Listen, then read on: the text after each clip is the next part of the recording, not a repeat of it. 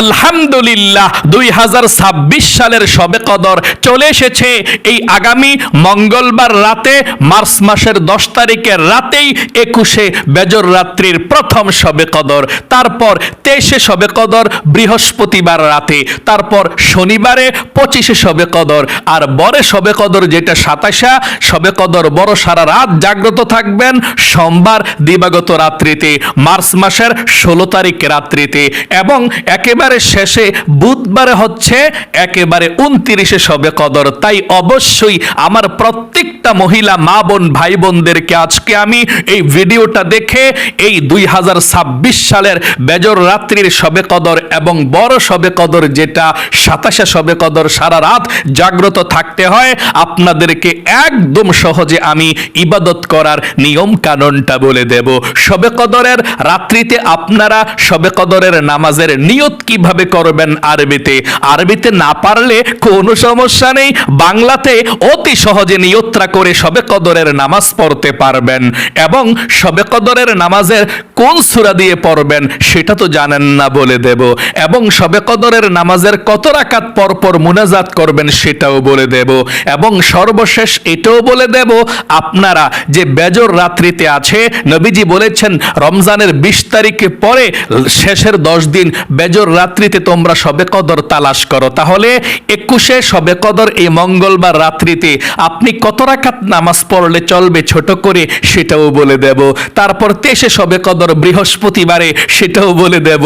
শনিবারে 25শে শবে কদর সেটাও বলে দেব কত রাকাত নামাজ পড়বেন। আর যেটা বড় শবে কদর সবাই জানি, বহুত আলেম ওলামারা মত প্রকাশ করেছে যে 27শে শবে কদর ইনশাল্লাহ এটাই সম্ভাবনা বেশি। আপনারা সারা রাত জাগ্রত থেকে ইবাদত করবেন কিভাবে বলে দেব। তাই আমি অনুরোধ করে বলবো, জীবনে কত সময় তো নষ্ট করেছেন অযথা গল্প গুজবে, গান বাজনা, সিনেমা, টিকটক, নাটক, ফেসবুকে ঘন্টার পর ঘন্টা শেষ করে দিয়েছেন। চলুন না এই পবিত্র মাহে রমজান মাসের শবে কদরের রাত্রিতে ইবাদত কিভাবে করতে হয় শিখুন। মনে রাখবেন, এই শবে কদরের রাত্রিতে আল্লাহ আপনার ভাগ্য লিখবে, তকদির লিখে দিবে। 1 বছরের ভাগ্য আল্লাহ এই শবে কদরের রাত্রিতে লিখে দিবে। এই জন্যই তো বলা হয় শবে কদরকে ভাগ্যের রজনী। 1 বছর আপনি কোথায় যাবেন, কি করবেন, কত টাকার মালিক হবেন, সুখে থাকবেন নাকি দুঃখে থাকবেন, আল্লাহ সব কিছু লিখে দিবে এই শবে কদরের রাত্রিতে। এই মঙ্গলবার, বৃহস্পতিবার, শনিবার, সোমবার, তারপর বুধবার রাত্রিতে আল্লাহ তাআলা বেজর রাত্রিতেও শবে কদর হতে পারে, লিখে দিবে ইনশাআল্লাহ। তাই অবশ্যই যদি আপনি সুন্দর করে ইবাদত করতে পারেন, নিয়ম কারণটা জেনে, আপনার ভাগ্যটাকে আল্লাহ সুন্দর করে লিখে দিবে। 1 বছর সুখে শান্তিতে থাকতে পারবেন, অভাব অনটন থাকবে না, এবং বড় বড় কঠিন কোনো রোগ হবে না, বিপদ আপদ বালা মুসিবতের মধ্যেও পড়বেন না, যদি সঠিকভাবে নিয়ম কানুনটা মেনে ইবাদত করতে পারেন। আর যদি আপনি সঠিকভাবে ইবাদত না করেন আর শবে কদরের রাত্রিতে গুনাহের কাজের মধ্যে লিপ্ত থাকেন, আপনার ভাগ্যটাকে আল্লাহ ভালোভাবে লিখবে না। 1 বছর পর্যন্ত দুঃখে দুঃখে কষ্টে বিপদের মধ্যে কাটাতে হবে। তাই অবশ্যই নিয়ম কানুনটা জানুন। আপনারা শবে কদরের রাত্রিতে এই আগামী মঙ্গলবার, বৃহস্পতিবার, শনিবার, তারপর সোমবার, বুধবার কিভাবে আপনারা এশার নামাজ, তারাবির নামাজ, বিতরের নামাজ, তারপর শবে কদরের নামাজ একসঙ্গে কিভাবে পড়বেন শুনুন মনোযোগ সহকারে, আমি বলে দিচ্ছি। তার পূর্বে বলছি, আল্লাহর নবীজি বলেছেন শবে কদরের রাত এমন রাত, আল্লাহ রাব্বুল আলামিন পবিত্র কোরআনুল কারীমের মধ্যে একটি সূরাকে নাজিল করে দিয়েছেন শবে কদরের রাত্রির নামে ফজিলত বর্ণনা করতে গিয়ে। আল্লাহ রাব্বুল আলামিন সূরাতুল কদর নাজিল করেছেন। সেই সূরাতুল কদরের মধ্যে আল্লাহ বলেন, ইন্না আনজালনাহু ফি লাইলাতিল কদর, নিশ্চয়ই আমি আল্লাহ রাব্বুল আলামিন কদরের রাত্রিতে কোরআনুল কারীমকে নাজিল করেছি। আল্লাহু আকবার। এই কোরআন নাজিল করেছে কোন দিন? শবে কদরের রাত্রিতে। আল্লাহু আকবার। আল্লাহ রাব্বুল আলামিন নবীজিকে বলেছেন, ওয়া মা আদরাকা মা লাইলাতুল কদর। নবী হে, আপনি কি জানেন শবে কদরের রাত্রিটা কি, কদরের রজনীটা কি? আল্লাহ নিজেই বলে দিয়েছেন আবার, লাইলাতুল কদরি খায়রুম মিন আলফি শাহর। শবে কদরের রজনী, লাইলাতুল কদরের রজনী এমন রজনী, কোরআন নাজিলের রজনী এমন রজনী যে এক রজনী হাজার মাসের চেয়ে শ্রেষ্ঠ। অর্থাৎ যে ব্যক্তি শবে কদরের রজনীতে, লাইলাতুল কদরের রজনীতে এক রাত্রিতে ইবাদত করবে, আল্লাহ রাব্বুল আলামিন তার আমলনামার মধ্যে 1000 মাসের চেয়েও বেশি ইবাদত করার সমান সওয়াব লিখে দিবে। আল্লাহু আকবার, আল্লাহু আকবার। 1000 মাসের চেয়েও বেশি ইবাদত করার সওয়াব শবে কদরের রাত্রিতে লিখে দিবে ইবাদত করলে। শুধু তাই নয়, আল্লাহ রাব্বুল আলামিন বলেন, তানাজ্জালুল মালাইকাতু ওয়ার রূহু ফিহা বিইذনি রাব্বিহিম মিন কুল্লি আমর। এই শবে কদরের রাত্রিতে আল্লাহ রাব্বুল আলামিনের আদেশে, হুকুমে আসমান থেকে দলে দলে ফেরেশতারা জমিনের মধ্যে অবতীর্ণ হয় এবং যারা ইবাদত করে শবে কদরের রাত্রিতে তাদেরকে আহলান সাহলান মারহাবা স্বাগতম জানায়। আল্লাহ রাব্বুল আলামিন রহমত নাজিল করে বৃষ্টির মতো। আল্লাহ বলেন, সালামুন হিয়া হাত্তা মাতলাইল ফাজর। ফজরের নামাজের আগ পর্যন্ত আল্লাহ রাব্বুল আলামিন এভাবে রহমত বর্ষিত করতে থাকে। ফেরেশতারা জমিনের মধ্যে এসে আহলান সাহলান মারহাবা বলতে থাকে। শুধু তাই নয়, আল্লাহর নবীজি বলেছেন, শবে কদরের রাত যখন মাগরিবের নামাজের ওয়াক্ত হয়ে যায়, ওই সময় আল্লাহ আরশে আজিমকে ছেড়ে দিয়ে, সপ্তম ষষ্ঠ পঞ্চম চতুর্থ তৃতীয় দ্বিতীয় আসমানকে ছেড়ে দিয়ে আল্লাহ দুনিয়ার প্রথম আসমানের মধ্যে চলে আসে।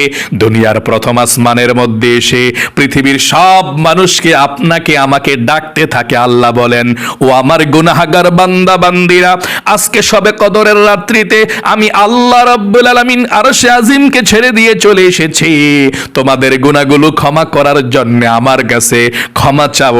আজকে কদরের রাত্রিতে নামাজ পড়ো, আজকে ইবাদত করো, আমার কাছে কান্নাকাটি করো, ক্ষমা চাও। আমি আল্লাহ রাব্বুল আলামিন জীবনের যৌবনের তোমাদের গুনাহগুলো ক্ষমা করে দেব। শুধু তাই নয়, নবীজি বলেছেন, আল্লাহ বলতে থাকেন, যারা অভাব অনটনের মধ্যে আছো, ও আমার অভাবী বান্দা বান্দিরা, আমার কাছে রিজিক চাও, ধন সম্পদ চাও। আমি তো রিজিকের ভান্ডারের মালিক, আমি আল্লাহ সবাইকে রিজিক দান করি। আমার কাছে রিজিক চাও, আমি আল্লাহ রাব্বুল আলামিন তোমাদেরকে রিজিক দিয়ে ভরপুর করে দেব। তোমাদের অভাবকে দূর করব, ঋণকে পরিশোধ করব, তোমাদেরকে ধনী বানাবো। আল্লাহু আকবার।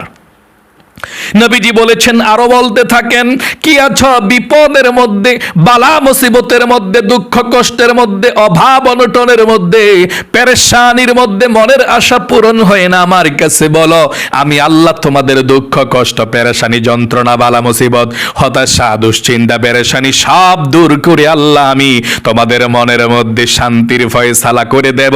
আমার কাছে 2 ফোঁটা চোখের পানি ছেড়ে দিয়ে বলো, আমি আল্লাহ দেওয়ার জন্য চলে এসেছি। আল্লাহু আকবার। নবীজি বলেছেন, আপনি এই শবে কদরের রাত্রিতে যা চাইবেন আল্লাহর কাছে তাই পেয়ে যাবেন।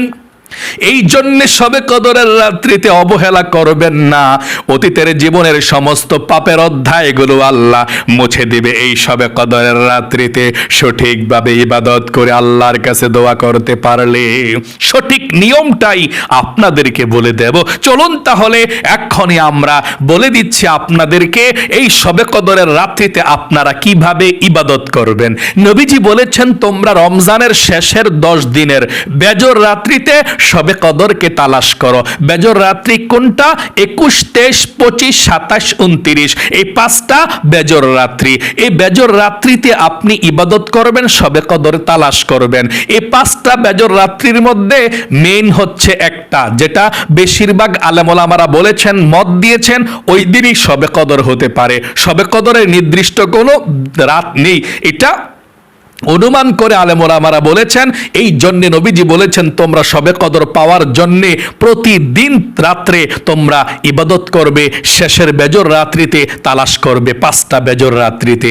আপনারা একটা কাজ করবেন, আমি আপনাদেরকে বলে দিচ্ছি, আপনারা যে এই মঙ্গলবারে যে শবে কদর, 21শে শবে কদর এটা, তারপর বৃহস্পতিবারে 23 বেজর রাত্রি শবে কদর রাত্রিতে, এরপরে শনিবার রাত্রিতে 25শে শবে কদর, আর সোমবারেরটা তো বড় 27 যেটাকে বলে, তারপর 29শে শবে কদর বুধবারে আপনারা শুধুমাত্র সারা রাত জাগ্রত থাকবেন। বড়টা যেটা বেশিরভাগ আলেম ওলামারা সাপোর্ট দিয়েছে, মত দিয়েছে 27 সময়। এটা বলতে হয় না, সবাই জানি আমরা সারা রাত জাগ্রত থেকে ইবাদত করতে হয়। তাছাড়া যে ছোট ছোট রাত্রিগুলো আছে যেটা তালাশ করার জন্য বলা হয়েছে, আপনারা তারাবির নামাজ পড়ে 2 রাকাত করে 4 রাকাত নামাজ পড়লেই হবে, বেশি করতে হবে না। কারণ রমজান মাস, আপনি প্রতি রাত জাগ্রত থাকলে অসুস্থ হয়ে যাবেন। এই জন্যে যেই রাত্রিতে শবে কদরের তালাশ করার কথা বলা হয়েছে, 2 রাকাত করে 4 রাকাত শবে কদরের নামাজ পড়বেন, আর যেটা সোমবার রাত্রে সারা রাত জাগ্রত থাকবেন।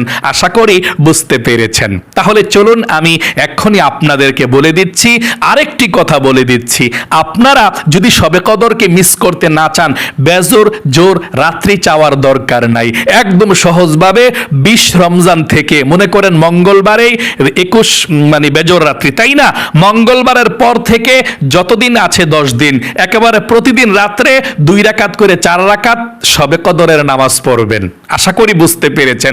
পড়লে সওয়াব, কোনো গুনাহ নাই, লস নাই। আপনি তো সারা রাত জাগ্রত থাকবেন ওই, কিন্তু বেজর রাত্রি হিসাব করে বের করতে কষ্ট হয়ে যায়, তাই না?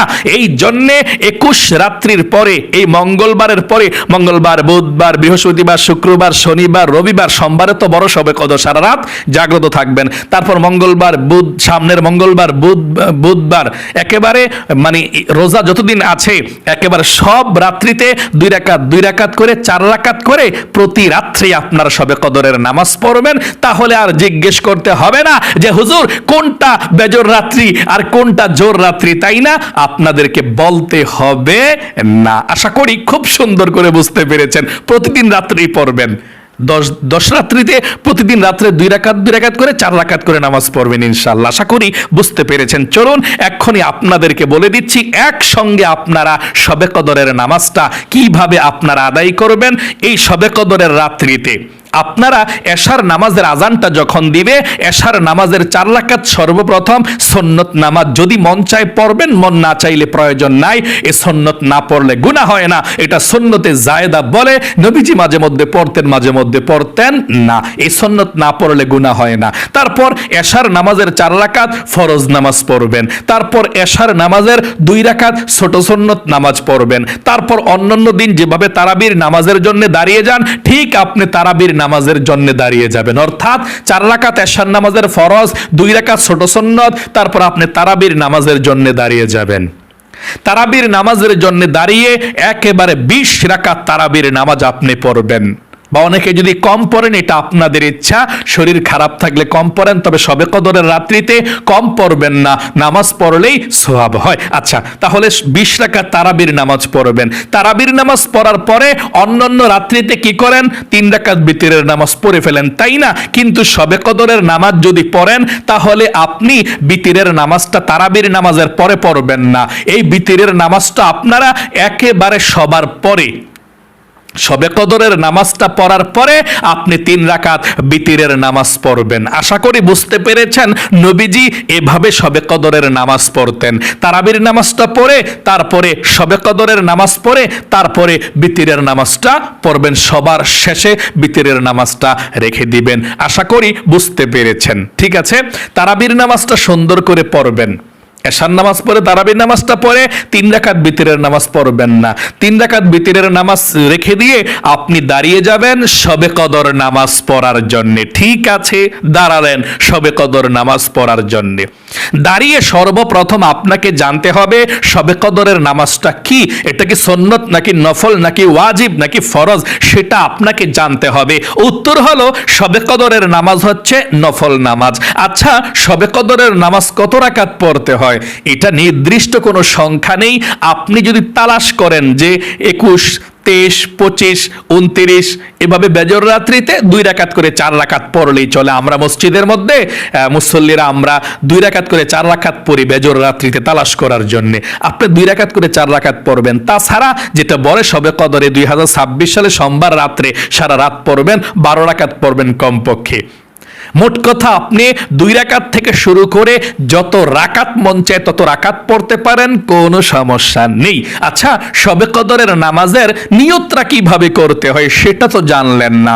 যদি আপনি আরবিতে নিয়ত পারেন শবে কদরের নামাজের করবেন, যদি আরবিতে না পারেন কোনো সমস্যা নেই, বাংলাতে অতি সহজে নিয়তটা করে শবে কদরের নামাজ পড়তে পারবেন। এইভাবে আমি বলে দিচ্ছি আপনাদেরকে, আরবি এবং বাংলাতে শবে কদরের নামাজের নিয়তের সওয়াবের দিক দিয়ে কোনো পার্থক্য নেই।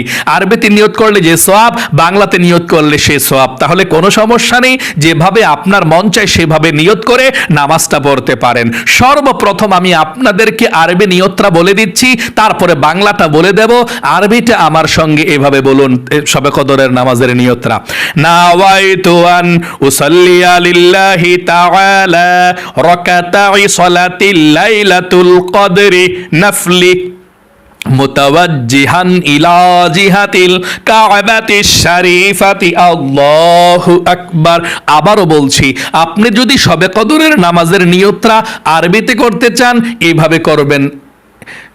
নাওয়াইতু আন উসাল্লিয়া লিল্লাহি তাআলা রাকাতাই সালাতিল লাইলাতুল কদরি নাফলি মুতাওয়াজ্জিহান ইলা জিহাতিল কাবাতিশ শরীফাতি। আল্লাহু আকবার।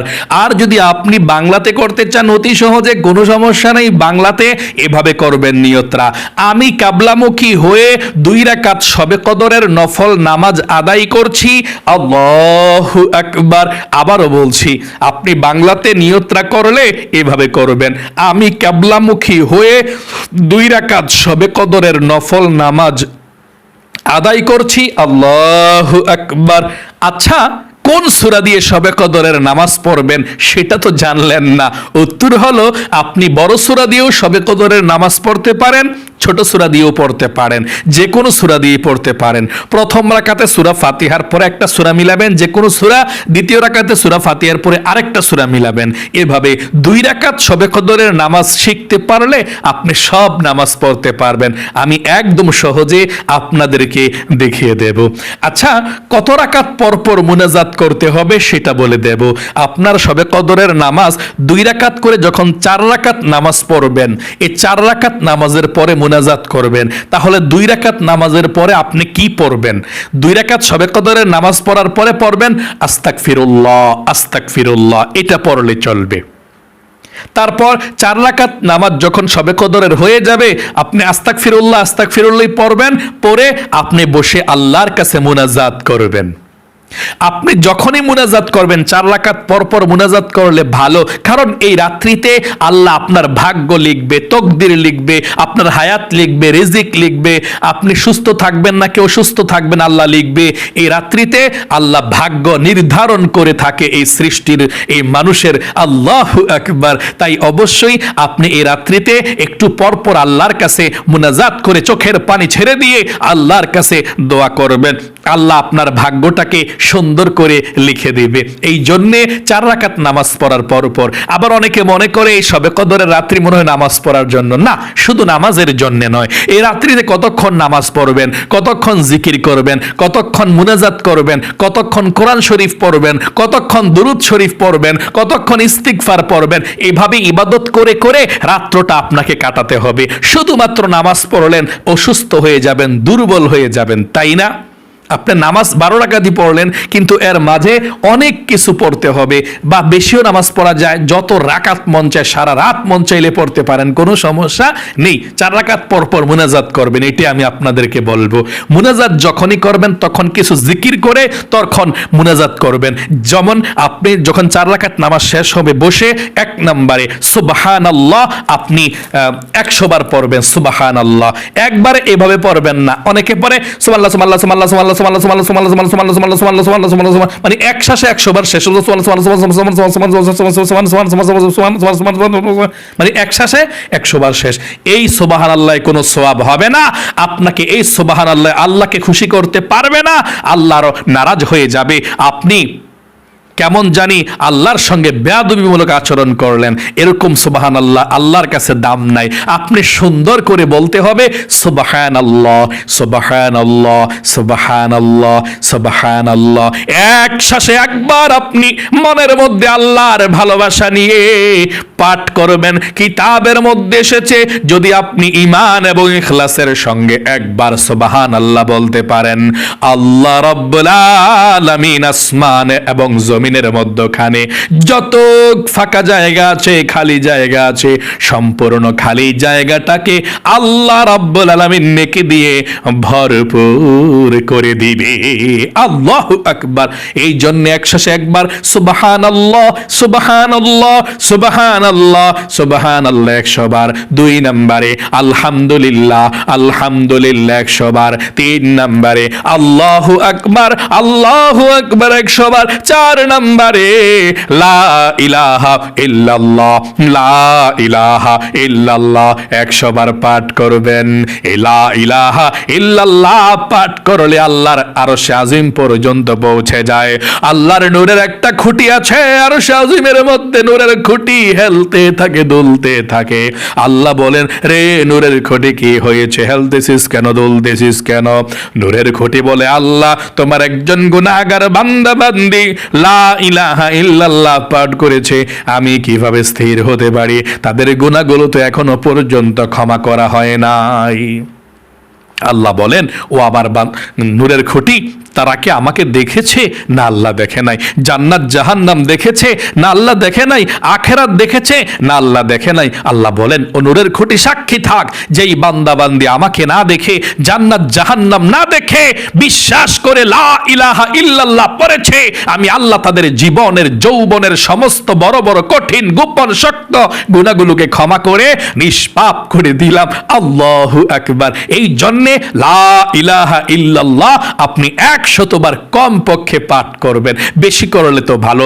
100 বার করে একবার শুধু পুরোটা কালেমা পড়বেন। এভাবে আমার সঙ্গে পড়ুন, লা ইলাহা ইল্লাল্লাহ মুহাম্মাদুর রাসূলুল্লাহ সাল্লাল্লাহু আলাইহি সাল্লাম। 5 নম্বরে আপনি ইস্তিগফার পাঠ করবেন 100 বার। আস্তাগফিরুল্লাহ আস্তাগফিরুল্লাহ আস্তাগফিরুল্লাহ 100 বার। আস্তাগফিরুল্লাহ পড়লে আপনাকে আল্লাহ 5টি পুরস্কার দিবে। 1 নম্বরে জীবনের গুনাহগুলো ক্ষমা করে দিবে। 2 নম্বরে আল্লাহ আপনাকে অভাব অনটনগুলো দূর করে দিবে। 3 নম্বরে আল্লাহ আপনাকে জান্নাতে প্রবেশ করাবে। 4 নম্বরে জান্নাতের নহর থেকে আপনাকে আল্লাহ শরবত পান করাবে। 5 নম্বরে আল্লাহ আপনাকে নেক সন্তান দান করবে। আল্লাহু আকবার।